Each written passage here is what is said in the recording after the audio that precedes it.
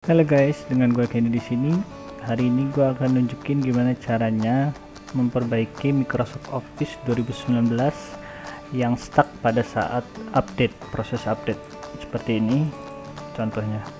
Nah, seperti ini ya. Kalau kayak gini gampang banget cara baikinya.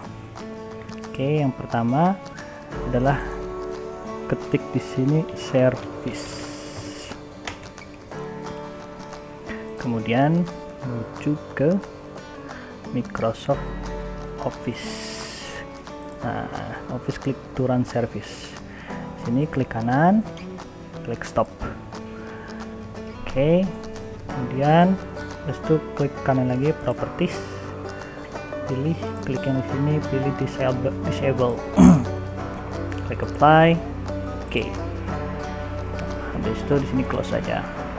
Kemudian selanjutnya masuk ke control panel. Klik di sini, bisa cari control panel.